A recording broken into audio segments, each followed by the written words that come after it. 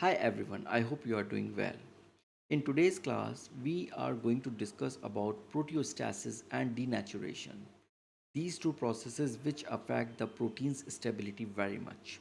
So let us understand these two processes and then we can move on to other parts.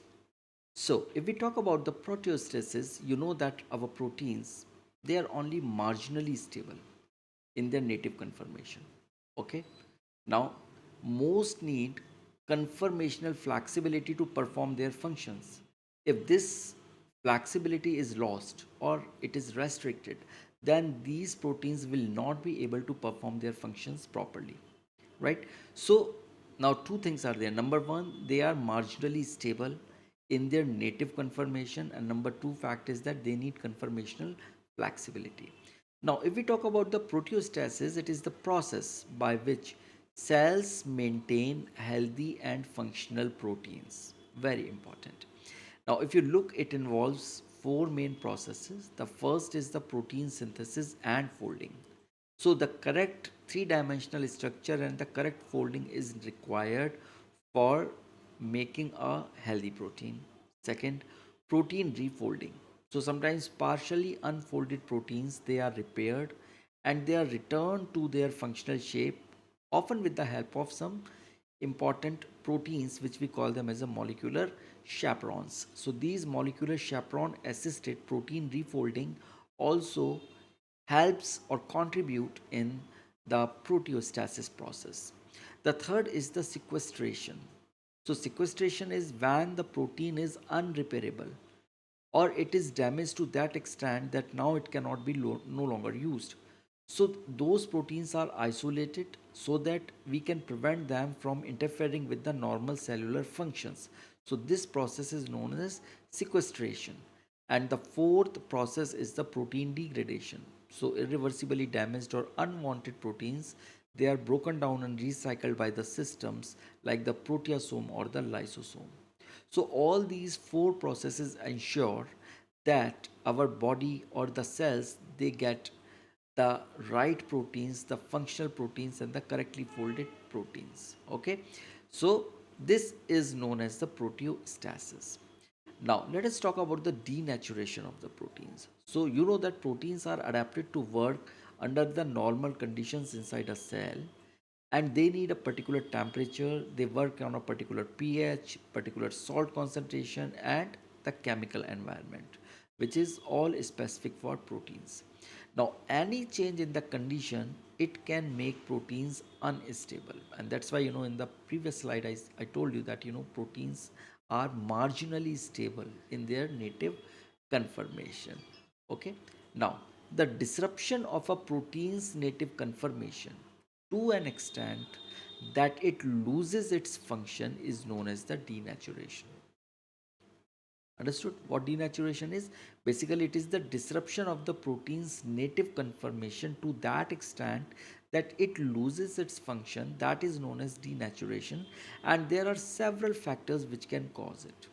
Now, you can see here this is the folded protein and this is the denatured protein. Okay. Now, the factors involved like high temperature or heat, which is very common, extreme pH, either very acidic or alkaline, this is again very common factor, then high salt concentrations, organic solvents like alcohol or acetone are there, heavy metals like mercury or lead, some detergents, and radiation or oxidative stress.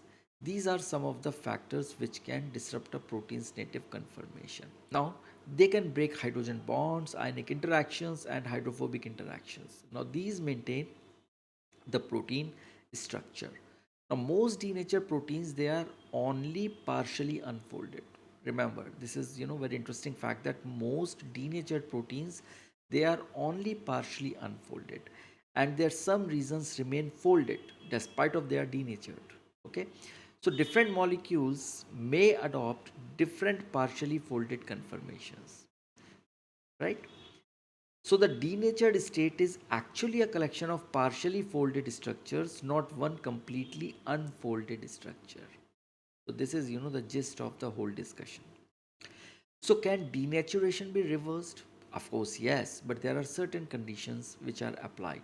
Now, what are some of those conditions? Number one, the denaturing agent is removed before extensive damage occurs. Now, this is before.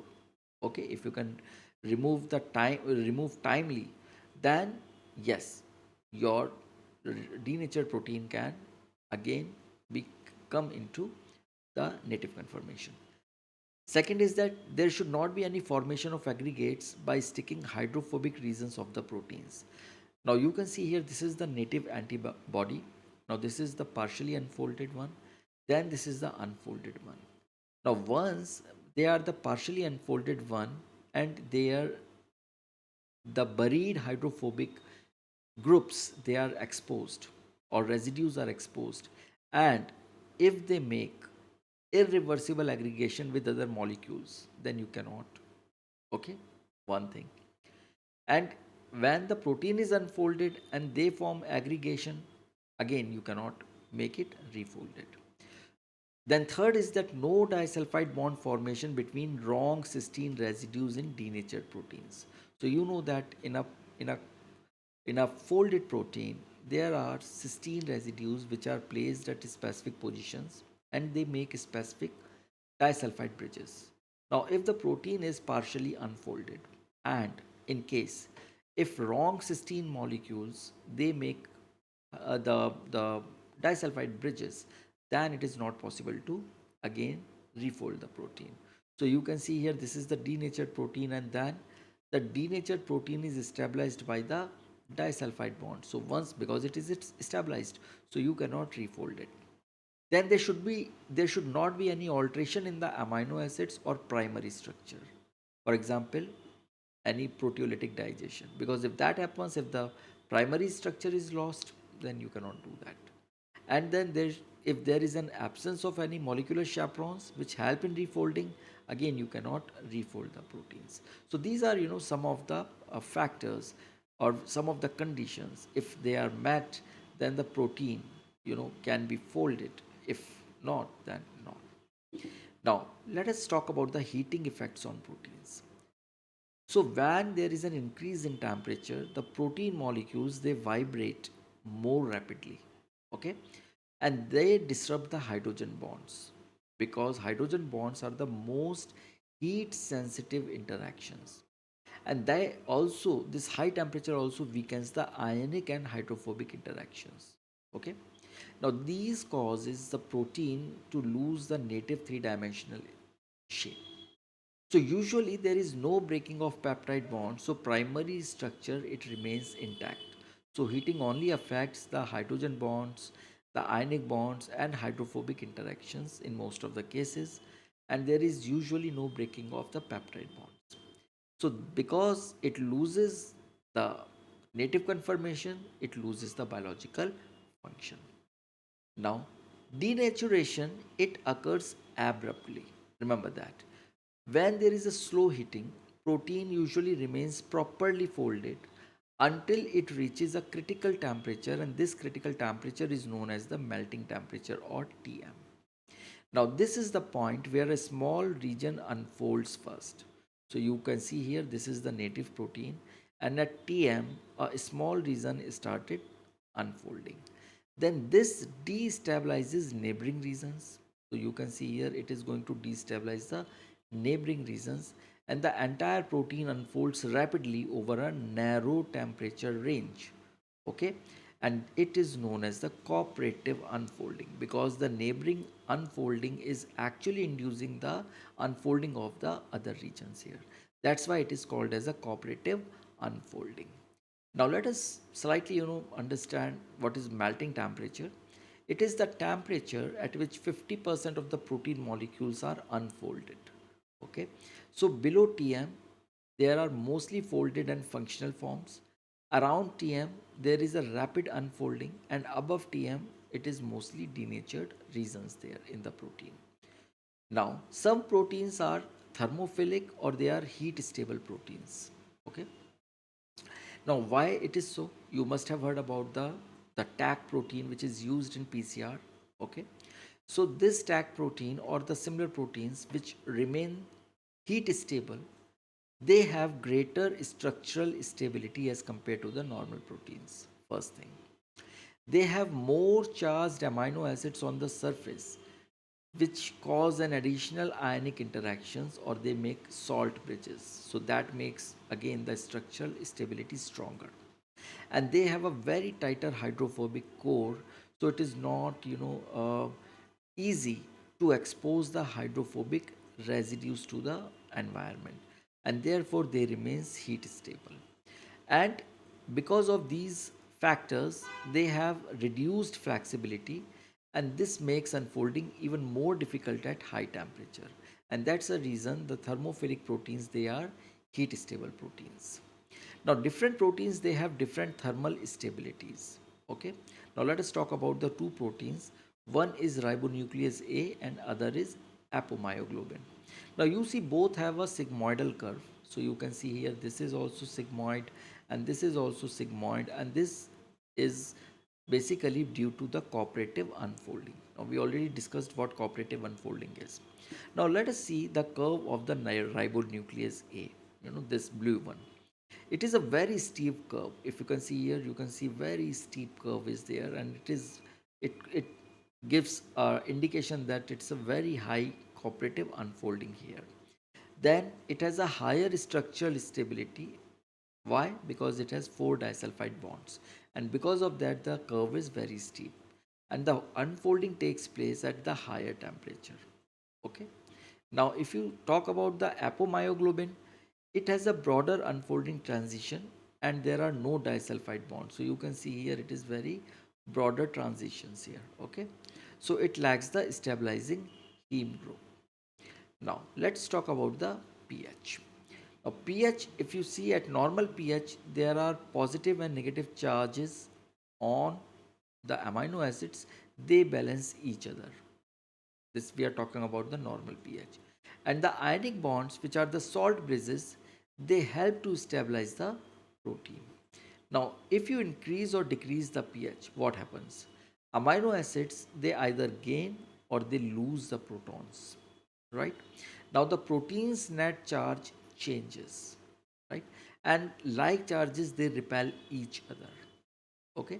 So, salt bridges and some hydrogen bonds, they break, and because of this, there is a, once the hydrogen bonds are breaking, salt bridges are broken, then that causes the loss of native three-dimensional structure and the protein is denatured. Now let's talk about the organic solvents, which are alcohol and acetone, two organic solvents. What happens? So usually we use them in our labs for experiments. So organic solvents, they reduce the ability of water to stabilize the protein, right? So they reduce the ability of water to stabilize the proteins. So they penetrate the protein structure and they disrupt the hydrophobic interactions inside that keep the non-polar amino acids buried inside. So this destabilizes the protein's hydrophobic core. And ethanol, it is a lab reagent for the protein precipitation. Now let's talk about the urea. Urea forms hydrogen bonds with the protein backbone. Okay, so it competes with the protein's own hydrogen bonds. So there are hydrogen bonds in the protein itself, but urea also forms additional hydrogen bonds with the protein backbone. Now, because of this competition, it weakens the hydrophobic interactions by increasing the solubility of the non-polar groups. Okay, so that it it weakens the hydrophobic interactions by increasing the solubility of the non-polar groups. And once the hydrophobic interactions are weakened, then you can see that the protein is denatured.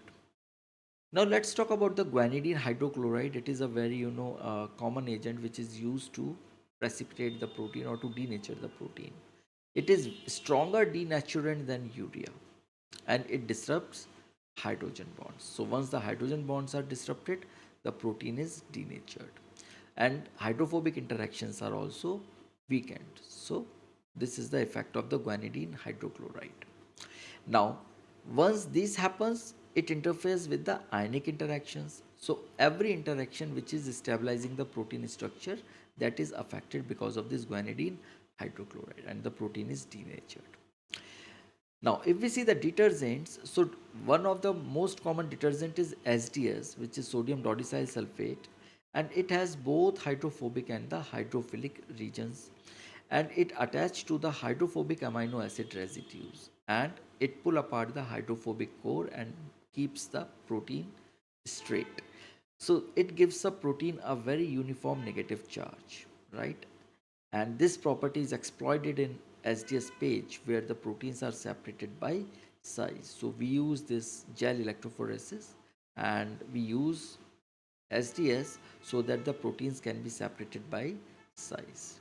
All right. So these are some of the chemicals there. Then denaturation often leads to protein precipitation. Okay, so this was the discussion about today's class. We discussed about the proteostasis as well as the protein denaturation. Now I will see you in next class. Till then, you take care. Bye bye.